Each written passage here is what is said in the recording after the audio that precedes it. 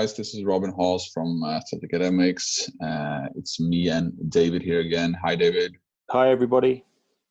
So we're doing a mini-series where we will post 6 different episodes, 6 days in a row, where we will, in each episode, dig in a bit deeper in one sport that's being offered in college.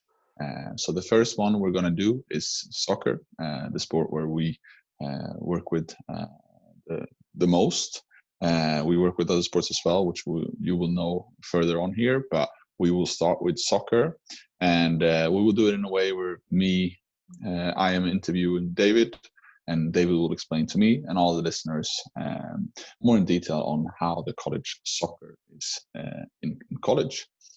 So David, looking at a calendar year, when does the season take place, and how's the schedule like? Yeah, okay. So for both men's and women's players in the States, the college kind of preseason begins each year in kind of early August. Many players kind of arrive in the States earlier than that when convenient. I mean, obviously this year with the COVID-19 pandemic, that's been a little difficult, but usually student athletes would be trying to get to campus sometime in July to do kind of a preseason with their teammates and get to know them.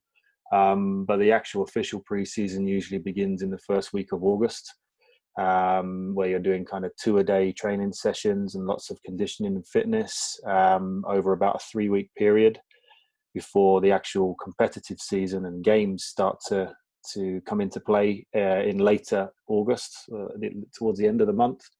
And at that point, then you're basically competing twice a week on average in games, obviously some at home and others that you'll travel far and wide to play other teams against. And you'll play through a college season that lasts from the end of August through till usually around kind of early mid-November. At that point there, it depends on how well your team has done. If your team has done particularly well within their conference, which is usually a kind of league of around 10 or 11 other college teams, if you've done particularly well there, you'll progress on to the conference tournament, which is sort of like a playoff competition. And then those teams that progress there and win that tournament move on to the national tournament there and can be drawn against a college team from anywhere in the country. So that's where it gets really exciting. And if you get through to the kind of business end of the national tournament and go all the way, then your season would run into early December. But that's only for a select few, of course. So essentially, it's August to the early December is when the college soccer season takes place. Then it ends, and obviously you end that semester and have a month off over sort of the Christmas New Year break, and then return to school in January, where you have the spring semester, which is off season for soccer. So you'll still train 5 or so times a week, mostly focused on strength and conditioning and some individual training as well as ball work as well.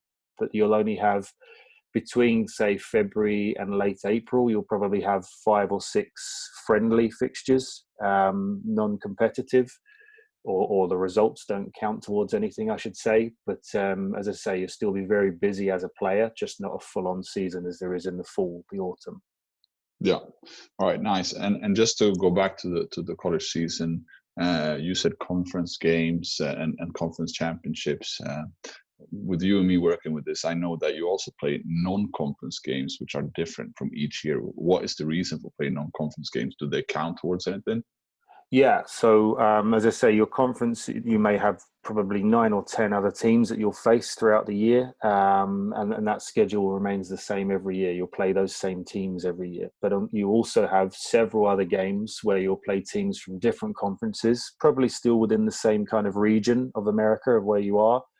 But you'll play teams from different conferences, and those teams will change from year to year. You might still play some of them, consecutive years, but often that non-conference schedule gets mixed up a little bit, which gives you some variation.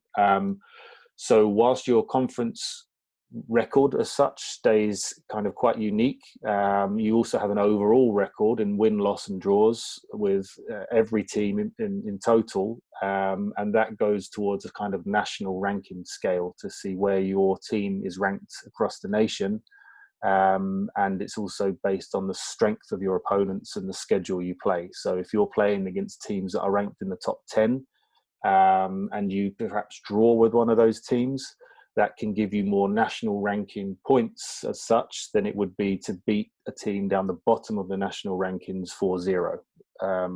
So it's kind of scaled in that sense, and there's college coaches that vote on who gets ranked where.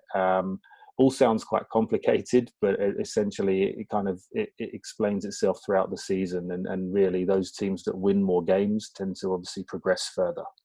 Yeah, and with being national ranked and with winning a lot of non-conference games, how can that help you if you do not win your conference final? So yeah, if you don't win in the conference final and another team kind of takes that spot in moving to the national tournament, there's still what they call an at-large bid for your team to make the national tournament, and that's if you've done very well in non-conference games and beaten or tied a lot of highly ranked non-conference opponents. Your national ranking may enable you to be within the kind of top 64, which usually enables you to have access to the national tournament and then join those conference tournament winners. Yeah. So for me myself, I've actually received a large bid 2 times out of 3 years at North Park. So I really like that large bid. You can also call it a second chance or something like that. 100%. When I was with St. John's, we didn't win the Big East Conference, which is the league that they're in. We didn't win those both years I was there, but because we were ranked in the top 20 in the nation, we were easily into the tournament, which was always kind of good to know. Even though, of course, you want the title to win in your respective league, we still had something to play for in the postseason. Yeah. All right, nice. So moving on from the season to the actual schools who offers soccer, how many college teams are there out there in the US? So in total, with 4-year schools and 2-year schools, the 2-year colleges being the junior college system, with those combined all together, there's definitely in excess of 1,500 in men's and women's. There's actually more women's programs than there are men's. Very brief explanation of why that is through something called Title IX, which was introduced some years back into college sports, and basically is a gender equality law, meaning that there needs to be as much funding and opportunity for female athletes as there is for male athletes. And with very much male-dominated sports like baseball and American football, there was definitely a gap there in history for female athletes not getting the same opportunities. So that's changed now, and a number of sports, and soccer being one of the leaders in that, is enabling women's soccer has become such a prominent sport because of Title IX, and you'll find there's a number of colleges that only offer a women's soccer program and no men's. Having said that, there's obviously still hundreds and hundreds of men's programs as well. And actually, I don't know if you know this, but yesterday was the year date or like the anniversary for Title IX. I don't know if you saw that. Okay. I think it was, I might be off here, but I think it was 1972. It was somewhere in the 70s, and yesterday was the Title IX anniversary. So yeah, it's a great rule, and I think it's amazing. And the scholarships I know differ because of this Title IX. Usually, you in a sport like soccer, you tend to have more opportunities, or it tends to be more scholarships available for women's. Would you mind explaining how the scholarships funding works in college soccer? Yeah, so you're quite right. With Title IX, it does mean that there are overall there is more scholarship funding or scholarships available for female players than males, although there is still a lot available for both genders. So to give examples on what's exactly available in NCAA Division I schools, the maximum amount of scholarships available to women's soccer programs is 14 scholarships per squad. But for males, it's 9.9 per squad. So if you think of a college soccer team or squad having around 27 to 30 players on average, From the female squads in Division 1, the maximum amount of scholarships any college can offer is 14 to cover that team. It does not mean that every Division 1 school has 14 scholarships. They might have 10 or 12, 13, but the maximum they can offer is 14 if they're fully funded. So it doesn't need a mathematician to figure out that through a squad of say 28 that not everybody is not going to be on a full scholarship there. There will be a few players that are on a full scholarship, and there will be a lot of players that are on partial scholarships that are spread throughout the team. So yeah, the Division 1 is 14 as a maximum for females, and 9.9 scholarships per squad for males. NCAA Division 2 schools have a maximum of 9.9 scholarships for female players throughout their squad, and for males it's 9 exactly, 9.0. So a little bit less than Division 1, but still ample opportunity for players to make best of, and still get some options there. NCAA Division 3 schools, there's no athletic scholarship offered, so only some academic aid at times, but there's no athletic scholarship offered for men's or women's athletes. And with the NAIA, there is an even amount for men's and women's players. There's 12 scholarships, full scholarships per squad, offered on both sides for those. Yeah.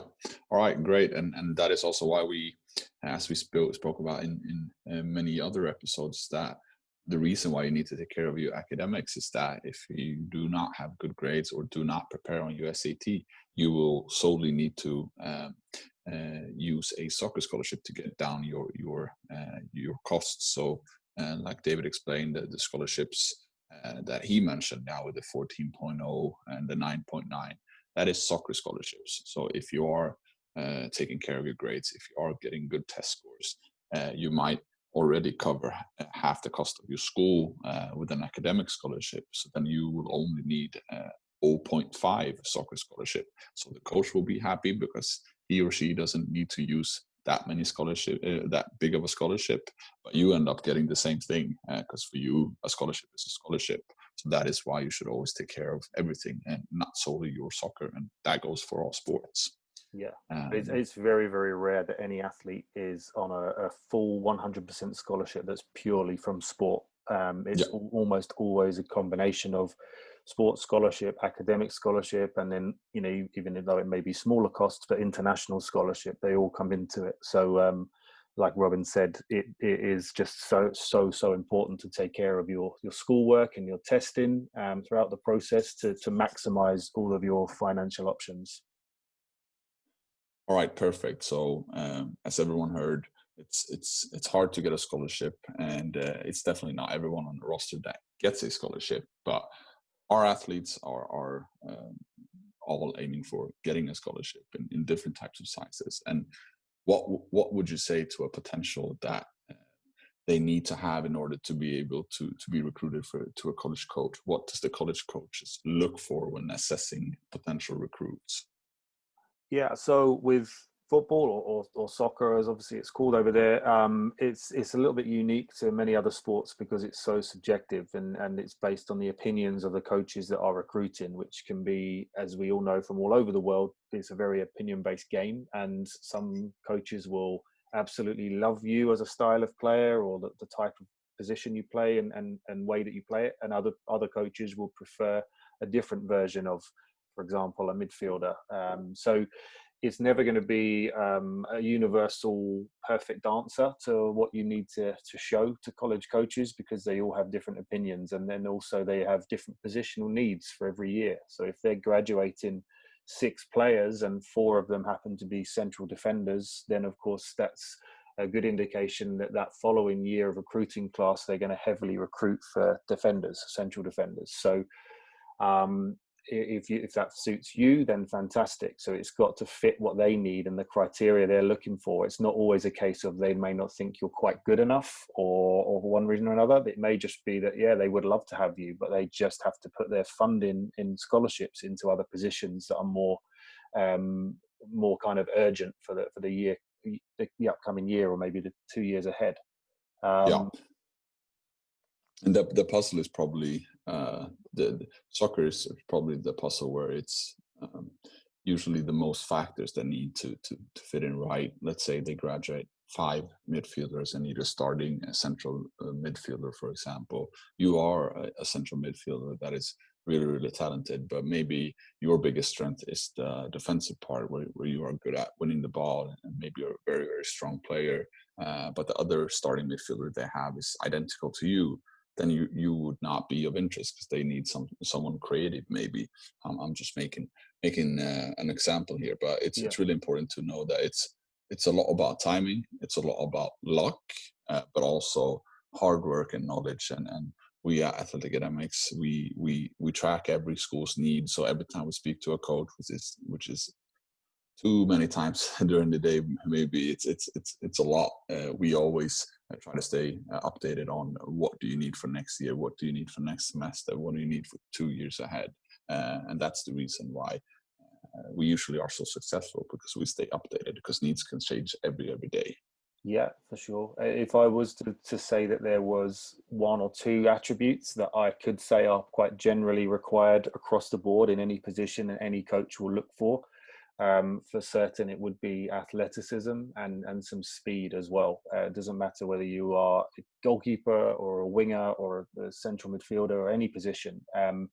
One of the biggest things will be, can you deal with the intensity and the tempo of the game out there with a high stamina, but lots of speed, strength, and athleticism as well. That's going to be key, and that's something that many Europeans or players from all over the world sometimes take a little bit of adjustment when they arrive at college. Is getting kind of conditioned to the level that the Americans play at with their tempo. So that's something that runs throughout recruiting. Is a very common theme. So we would say that that's a big part of your game that you should work on.